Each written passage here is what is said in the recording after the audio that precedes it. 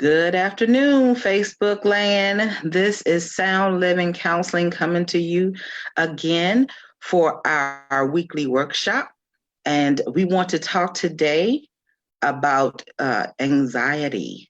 And this is such a good topic because with everything going on in the world today, I'm sure we have all experienced some form of anxiety. So first, let's start with introductions. And I just want to put it out there. If you have any questions while we're on Facebook Live, please do not hesitate to go ahead and put your questions in that chat, and we will make sure that we try to get to them and answer them. So first, let's start off with introductions. I want to start off with Miss Alicia. Hi, my name is Alicia Wright. I am a master's student at Southern Adventist University. I am getting my master's in clinical mental health counseling, and I am interning here at Sound Living Counseling Center. Thank you, Miss Alicia. And now we have Miss Ashley. Hello, my name is Ashley. I am also a master's student in the field of clinical mental health counseling at Southern Adventist University. And I am an intern at Sound Living Counseling Center. And my name is Natasha. I am also an intern at Sound Living Counseling Center. I am getting master's in school counseling, and all three of us has been just really learning a lot from Miss April and Sound Living this summer, and have developed pretty good relationships and everything. So I see Miss April stepped away for a moment, but today we're going to talk about anxiety. And what that means, what that looks like, especially during this time, because sometimes anxiety can mimic other medical things or other medical conditions. We will also be talking about school, because school is starting back up. We've had a school in Georgia that already opened their doors on July 30th, and the anxiety that may come with that, also for kids and what they may experience. So we're going to get started. First, Ms. April's going to introduce herself, and then she's going to get started with our topic of today. Thank you. I appreciate you guys' patience while I had to step away. So I'm April Taylor with Sound Living Counseling Center. We're passionate about helping people. We're passionate about kids and families and couples, but anxiety is a big deal, and a lot of people are suffering with it. So we really want to come and talk to you about that today specifically. I know we talk about mental health in general, but we want to kind of drill in on anxiety today, especially with school starting back so soon. So thank you, Natasha, for that great introduction. I'm going to share my screen for a second because I really want to give some highlights and really talk about what anxiety is and what we're kind of referring to when we're dealing with anxiety, because sometimes I think just the definition helps. And because we don't really understand the definition, or we're not talking about the same thing sometimes, I like to kind of clarify. I'm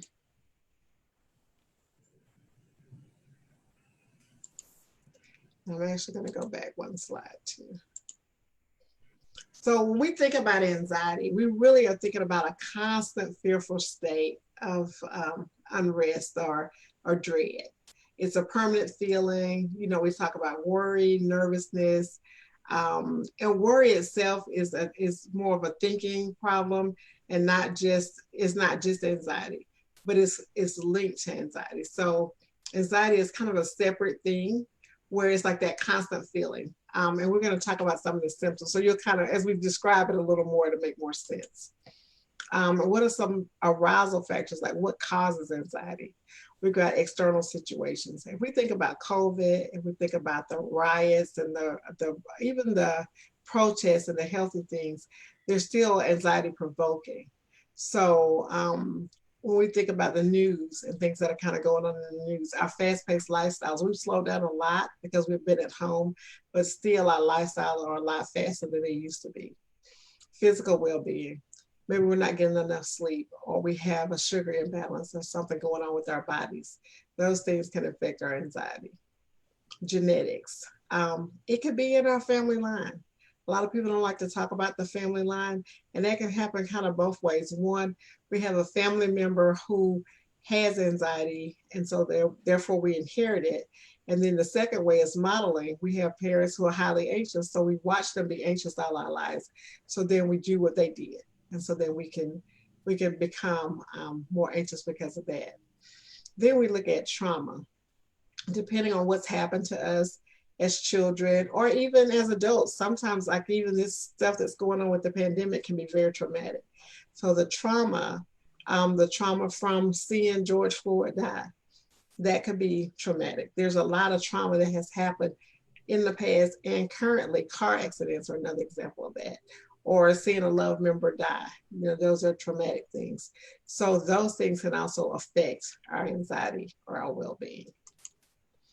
Then I want to look at symptoms of anxiety, because I think we don't understand. We say anxiety a lot, and then we kind of lump it in a big category. And because we don't have like one definition of what we're referring to or what symptoms, a lot of people suffer, but they don't know that they're having anxiety because they don't understand the symptoms. So it's the inability to relax. You can't calm down. Your legs, like the restless legs, the restlessness in general.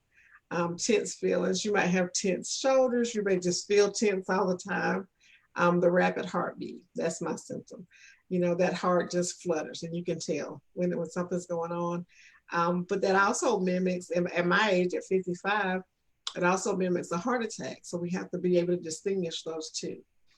Dry mouth, increased blood pressure.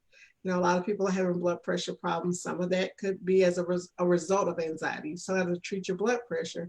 But if you take care of your anxiety, it might make your blood pressure better. Jumpiness or feeling faint. Some people do pass out. And we can talk about panic too. That's a whole nother level of anxiety. But the fainting and the some of the symptoms go along with panic attacks as well.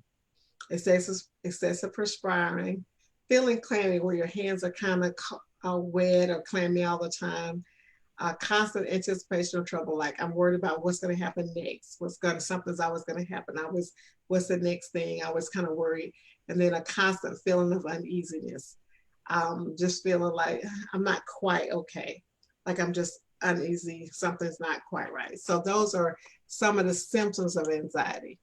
And then if we look at statistics, over 40 million people 18 and older struggle with anxiety. That's a lot of people. Women are 6% more likely. And then it's the most common mental health disorder. And so and then only a third of those seek treatment. That's another important statistic. That's why we try to do these presentations at Sound Living. We're all about having this conversation so that there's help and hope available. When we think about things like anxiety, sometimes we just don't get treatment. And because we don't talk about it, then we don't get help. So I just wanted to put those symptoms out there and kind of give a general definition of what we're referring to when we talk about anxiety. And so I'm going to pivot back to Ms. Natasha, and then she's going to tell us what we do next. Okay. Yeah, I just want to even talk about the symptoms at times, because if you look at this, I was saying earlier that sometimes you say it can mimic something medical, especially with age and stuff like that, like the rapid heartbeat. And I remember first going into COVID that I had probably more than half of these symptoms, because you go from a place where you're connected to people to a place where you're not, and you're staying at home, and your mind just kind of goes and it keeps going, to the point where I had to ask off for like maybe an extra hour for lunch just to get myself together. But I found out that it was anxiety and that it had built up in me because of the lack of connection. So this is very, very helpful for those who are out there in Facebook land. Look at these symptoms, see if they, meet some of the things that you've been going through, because it may possibly just be anxiety, not just, but it's anxiety rather than something medical. But you always want to keep yourself abreast of what is going on with you. So next, we're gonna talk a little bit about school, and we're gonna talk about everybody going back, and parents are feeling some type of way, and they're going back to work, and then kids. Sometimes we focus so much on the adults, but our kiddos, they're having some difficulties also.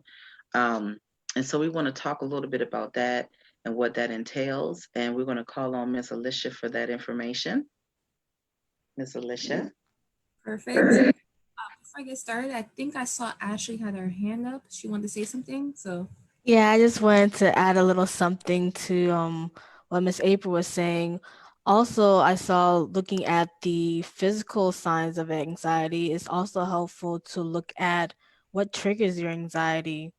There might be a moment where you know you have had some issues with anxiety and you're feeling the anxiety coming on and you're wondering, what's going on right now? Why am I feeling anxious?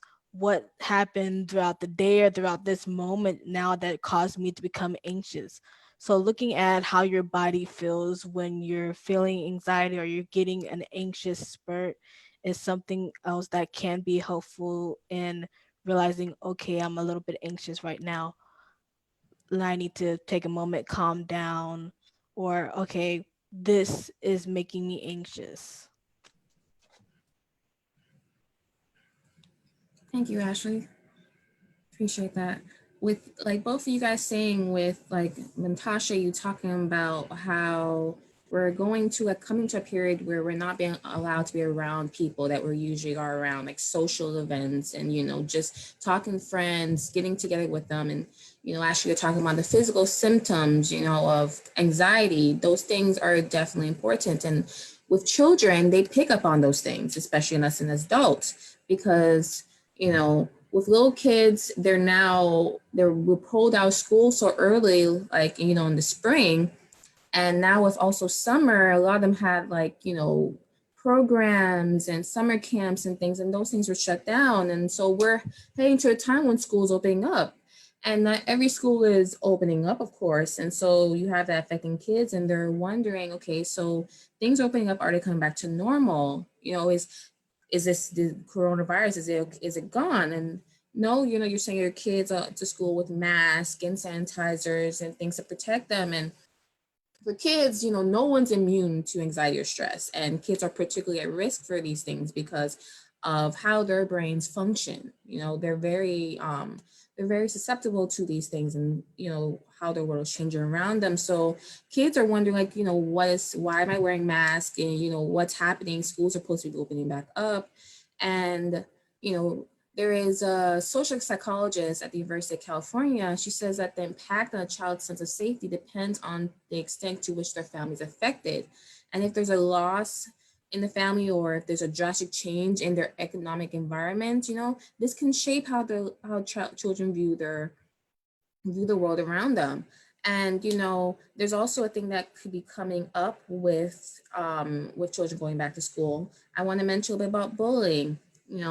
We had to worry about kids being picked on for what they wore, for how they looked, certain things. And with the mask, parents, we might be worried about our children, because sometimes someone might come to school with like a plain mask, and then you have your friend come to school in a mask of like Spider-Man, or with Batman or things, because they were all starting masks with different things.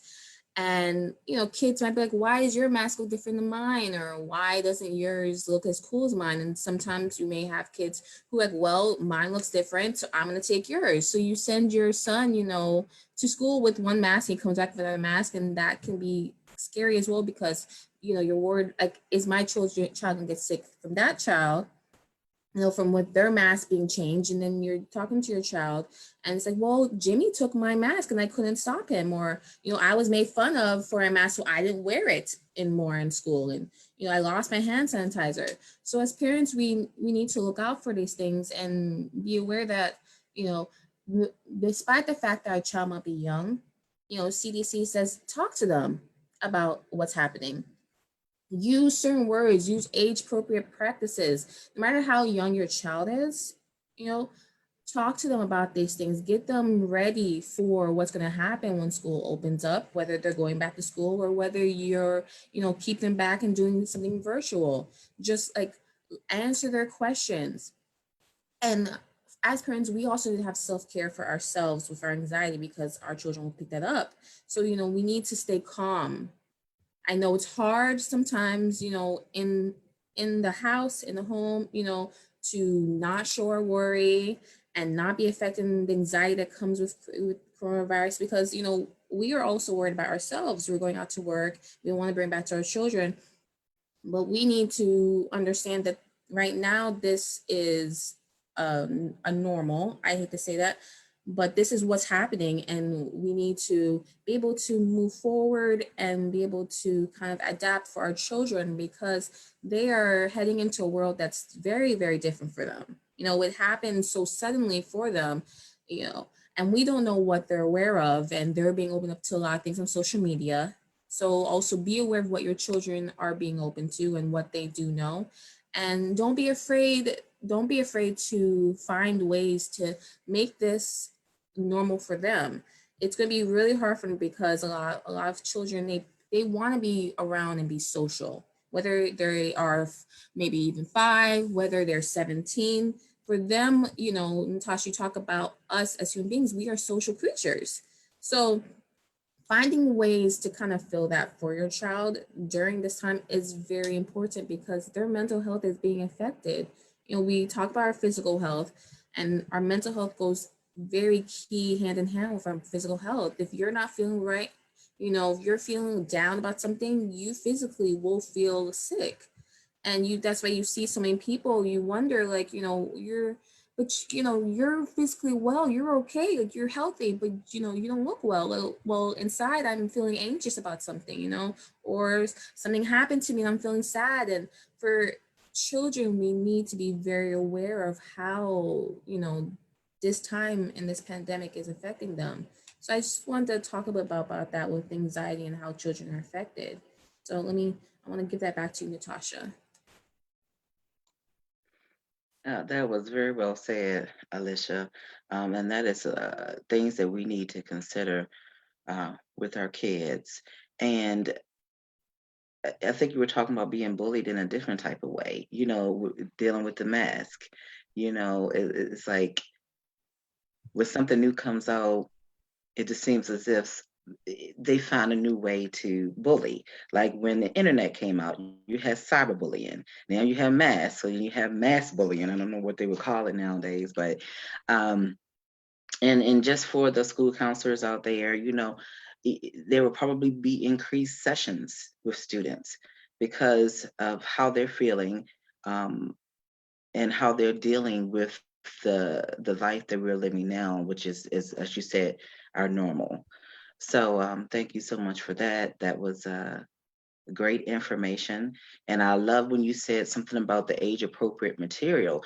I know they have out there on YouTube or whatever, avenue there is, that there are age appropriate things to teach you about COVID and to teach you about even getting into a routine, teaching your children how to get into a routine of wearing their mask and washing their hands and using hand sanitizer.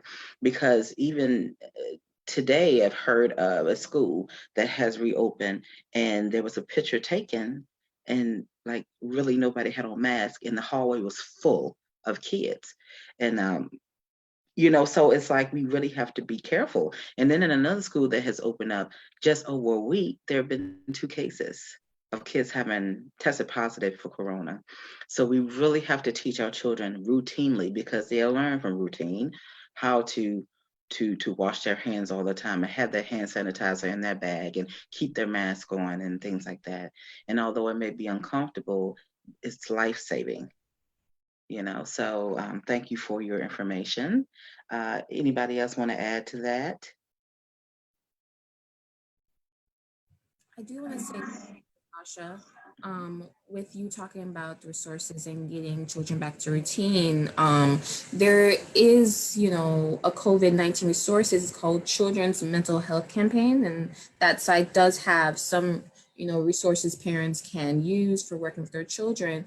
And also with your routine, it's true. Children, when their routine is disrupted, it can affect them. So get them back into a normal routine. Get them excited about washing their hands. Make it a game. Like they're killing the germs, like, oh, the evil, age appropriate stuff with kids with those things, and get them used to doing that so that when they're in that environment, it comes, second nature to them and they look forward to using that stuff. Exactly. And even like for teenagers, I know that they want to see their friends. My brother, who lives in another state, his adult son, which is like 18, 19, he couldn't go out to see his friends because they both have underlying health issues. So it's like, what do you do? You know what I'm saying? I mean, do you just video them all the time? Because they're young. They want to be hanging out and stuff like that. So, Ms. April, did you want to say something? No, well, I do once everybody else says what you have to say, I do have a couple other things I want to add, but I think you guys are doing well. We're good. We're good. Everybody okay? So I kind of want to talk about like what we can do about anxiety.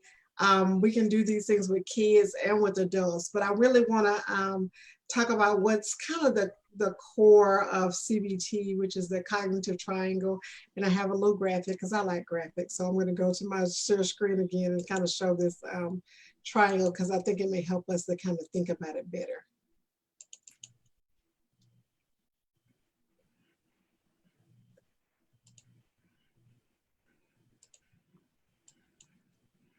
So this is what we call the cognitive triangle.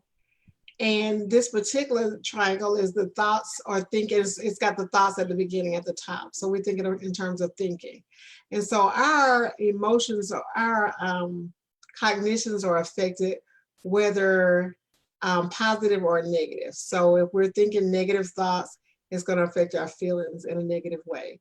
And if we're thinking negative thoughts, it's going to affect our actions in a negative way.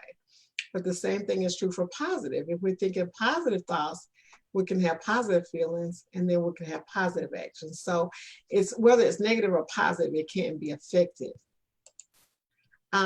So this one, we kind of flipped it over. I like flipping the triangle over. So now we've got the feelings at the top.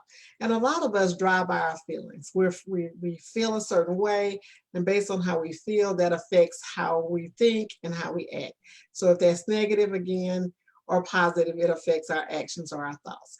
But a lot of times we know that our feelings aren't necessarily accurate. Our thoughts aren't always accurate either. We can kind of have thoughts that are, let's take feelings. We can feel sad. But, is what's happening, is that a true situation? Yes, well, how we feel is okay. But is it something that we can kind of change or something that actions would kind of change? So I like to kind of drive by actions. And, we're faith-based. So, of course, I got my Bible right in the center. And because when I say actions, I'm really thinking about doing the right thing. We can do negative and positive actions as well. But when I say actions, I'm thinking about doing the right thing and doing what we're supposed to do. So when we do, again, if we do negative actions, we'll have negative thoughts and negative feelings. But if we do the right thing, it's going to affect our thoughts and our feelings in a positive way.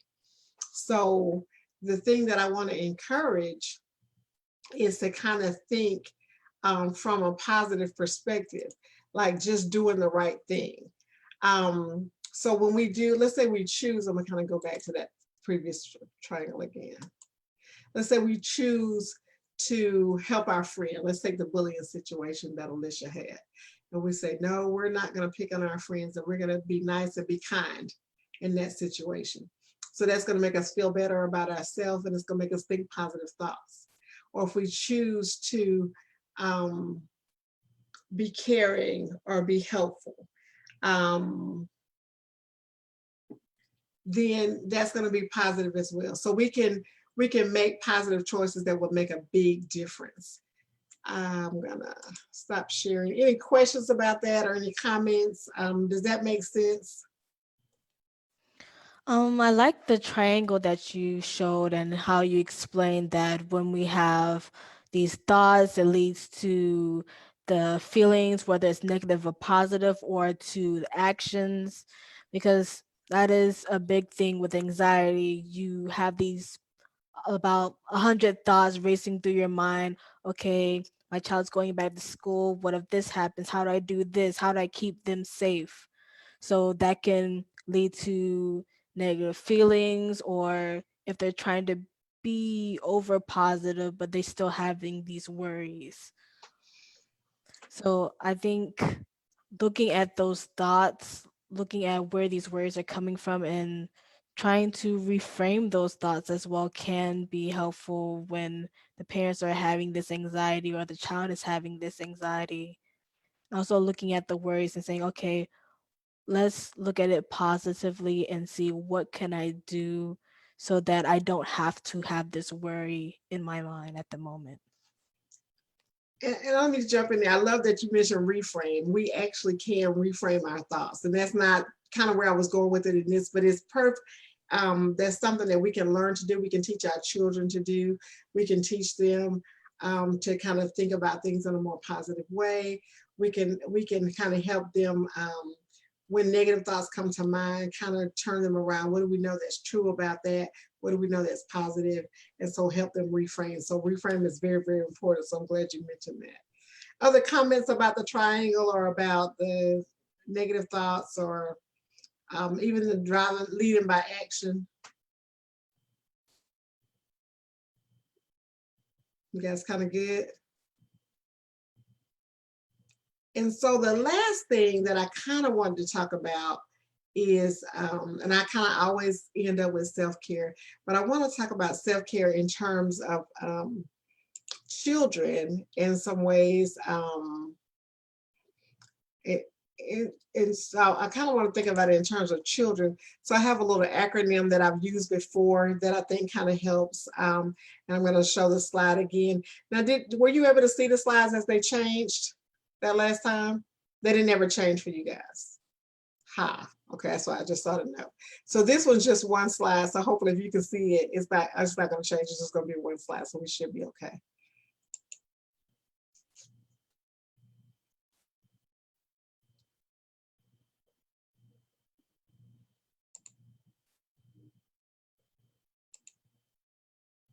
Okay, can you see that one? You can see that one, okay. And we'll just do, and we'll just leave it at that. So our little acronym is F for fun and loving. So do things that you kind of love doing. Make it fun. If you're dealing with kids and you're trying to help them with their anxiety, I wouldn't use words like anxiety. I would just kind of help them to do things that are fun, that they enjoy doing. And so that's gonna help them feel better. Games, art, just anything that they enjoy doing. So just make it fun for the kids.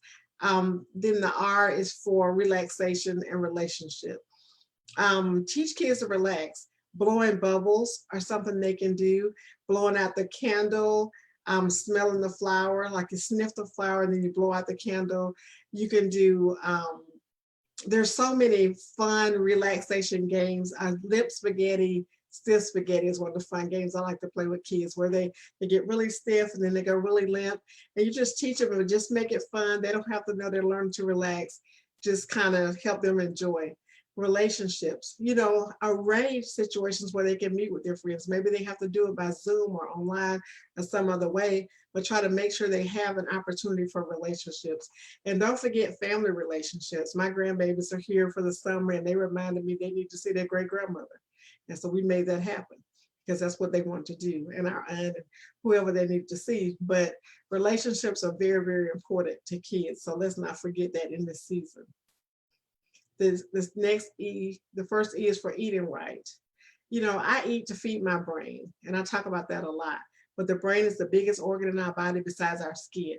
So we need to take care of our brain. What are we feeding it? I eat a lot of salmon, avocado, beans, nuts, legumes, a lot of vegetables. My grandbabies have gotten into smoked salmon. They're like, oh, that's the bomb. So they're eating smoked salmon with me. It's good for their brain. And they eat a lot of fruit and vegetables. We eat a lot of snacks, way too many, but they're eating fruit and vegetables kind of in between those things. And so getting them as much as that, salads, Kids like salads, especially if they do. Make sure you have it available for them because it's good for your brain. I don't know if people knew that food is good for your brain when I learned it, and I learned that it was helping my mood. Oh my goodness, because my mood can isolate a lot. But when I eat well, it's flat, it flatlines. I think that's wonderful, and anybody can do that. The second E is for exercising. Move, move any way you want to. Do things you enjoy. We ride bikes, we walk, you can hike. There's a lot of things you can do outdoors. Outdoors isn't shut down. So, if you're getting out and playing, you got basketball and foursquare and volleyball. I mean, there's just so many things you can do. It's endless because it's outdoors. Somebody was talking about canoeing the other day. So just get out and have fun. And exercising that's fun doesn't seem like exercising. It just seems like fun. But you're still moving, you're still sweating, you still get to count the calories. So, or count the weight loss. But just move. It's so good for your mental health. It's just absolutely, it's good for kids. So if kids seem stressed and overly, just get them outside, get a ball, toss a ball with them, play with them. And people, when I talk like this, a lot of people say, well, I thought you were talking about mental health. I want to hear what you want us to do for our mental health. I did. Play, have fun, play games, get out. It's great for your mental health. The D is for dealing with emotions. What are we feeling? Are we sad? Are we angry? Are we tired? What are we feeling? Address that. Don't avoid it. Don't try to push it under the rug. It's okay how we feel. If we're angry, deal with the anger. Why are we angry? What's the source of our anger? Does it come from our trauma? We talked about trauma a little bit earlier. Address those emotions, journal, write about our emotions. That helps you to feel better. You can paint. I'm going to talk about related arts in a minute, but you can paint, you can sing, you can dance, you can punch a pillow. There's a lot of things you could do to deal with emotions. And it's very important that you do that. And then the O is for optimism and other related resiliency factors. I do a lot of teaching on resiliency. I won't spend the whole time doing resiliency today, but resiliency is very important. We're very resilient as a people. Children are very resilient. They bounce back. It's the ability to bounce back, and kids bounce back very easily. They can bounce back from this. They need our help. They're going to follow our lead. If we're anxious, they're going to be anxious. We talked about modeling. So we've got to try to take care of ourselves and do all this so that the kids can learn to do this as well. And if you do these things as a family, then you can take care of your mental health as a family. Don't just you do it, but also teach the kids to do it so that everybody is kind of working on their own resiliency and the ability to bounce back. And then the M, music and other related arts. Music is so important. Dancing. I'm a dancer, so and not a formal dancer, just the fun. I love to dance and I love to praise it. But dancing is so good for you. It's another form of exercise. That's something you could do for exercise. And we're going to have a dance party for our church this weekend for our teens. And we're going to dance and move. Why? Because it's good for us and it's fun. So that's what we're going to do. But get your kids moving.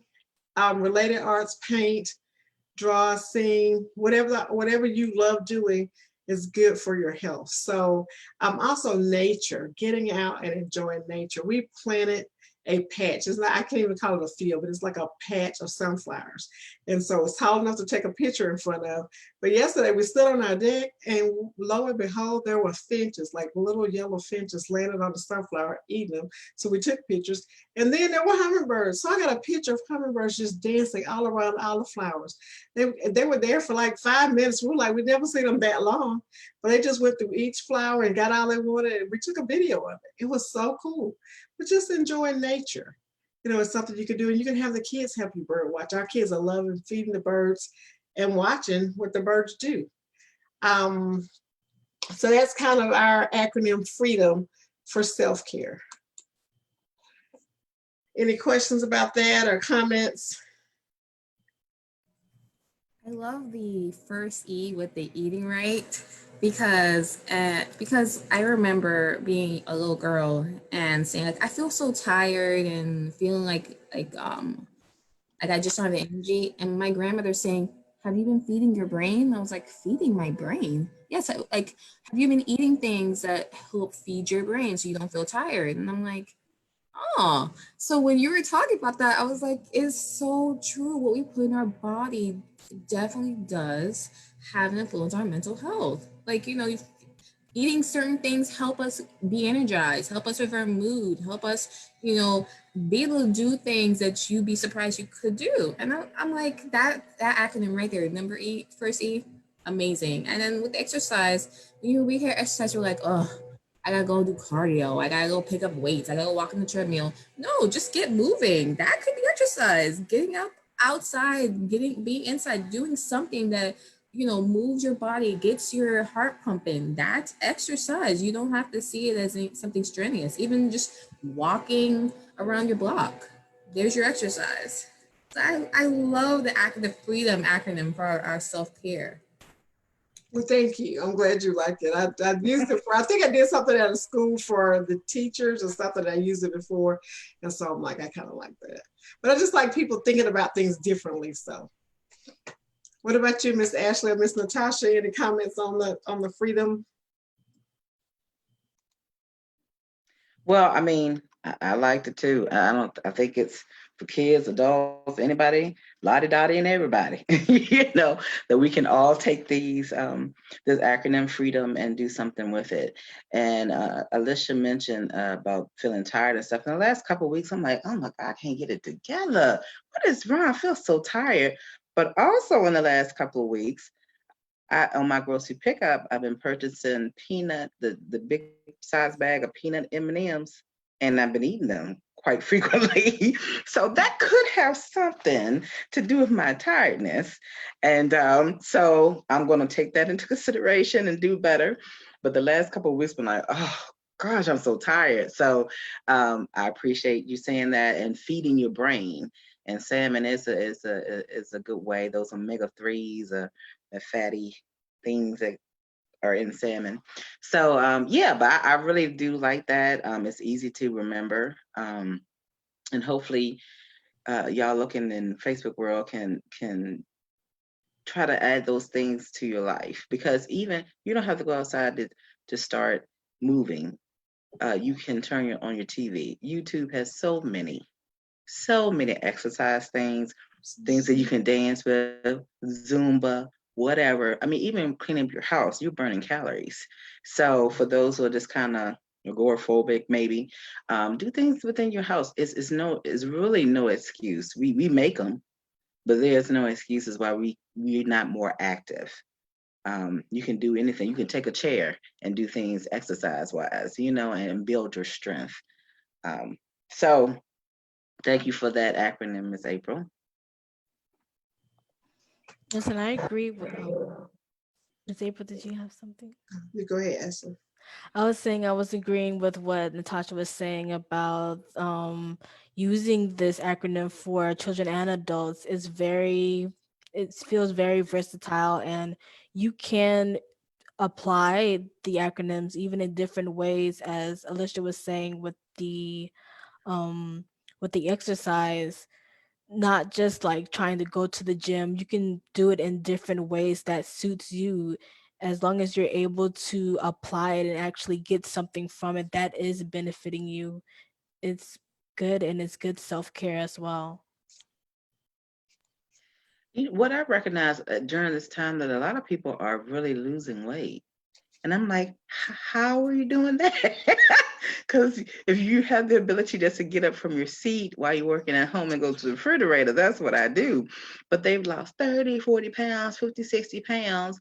And I'm like, it starts mentally. It starts with a decision that you make that's in your head and comes down to your heart, and to eat right and to feed yourself better, because you deserve it, because our bodies are temples. So just had someone say that today they lost 30 pounds and did a before and after. Because a couple people this week, and I'm like, and 30 seems to be the key number. And I'm like, okay. So, it's just encouraging to see people even during this time where they put on the Corona 19, that people are taking off weight also. So, and doing better with their health. Yeah, I've noticed that too. I see a lot of people on my timeline who losing weight. So one of my girlfriends from church lost quite a few pounds this week, and so we're very proud of Miss Nikki. Go Miss Nikki. But thank you guys. I just wanted to thank you guys for joining us every week. Natasha, I know you're going to tell us about what's coming up next week. In the next couple of weeks, we've got 2 more presentations coming up. So I'll let you kind of speak to those. Any other comments or anything before we kind of let Miss Natasha close us out? All right, Miss Natasha, you got it. All right. Now, everybody in Facebook land, you're going to want to come for the last 2 sessions. They're going to be informative, as all of the other ones have been. So please join us Facebook Live on Thursday, August the 13th at 12 noon. We're going to talk about language of relationships. Now, with COVID and everything, you might be at home with your husband and wife the whole time, boyfriend, girlfriend, partner, whoever it may be. And so you might be enjoying it or you might not be. So come on and join us, get some tips, some good advice on and how to be in language of relationships. And then on Tuesday, August the 18th at 12 noon, we're going to have a workshop on domestic violence and emotional abuse. And sometimes we, as people, don't recognize when things may not be quite right in our relationship. We might think it, but we don't call it domestic violence or we don't call it emotional abuse.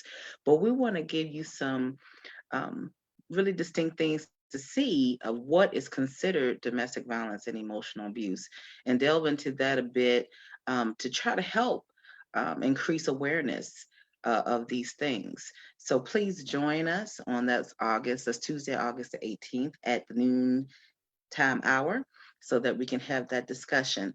Share this Facebook Live with your friends, with your families, with your enemies, whoever you want to share it with, and so that they can also join us or even look at it afterwards.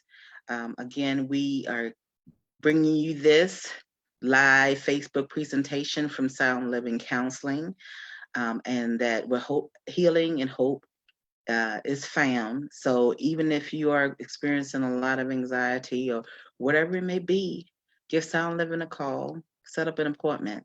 They have wonderful counselors there that can assist you with a wide range of things. So please just keep that in mind and like them on Facebook. So that's all I have for today. Ms. April, anything else? No, ma'am, I think you covered it all. I appreciate you guys again, and thank you, Facebook, for listening. And like Natasha said, just feel free to share us and give us a call if we can help. Thank you all. Have a good day. All right, bye-bye.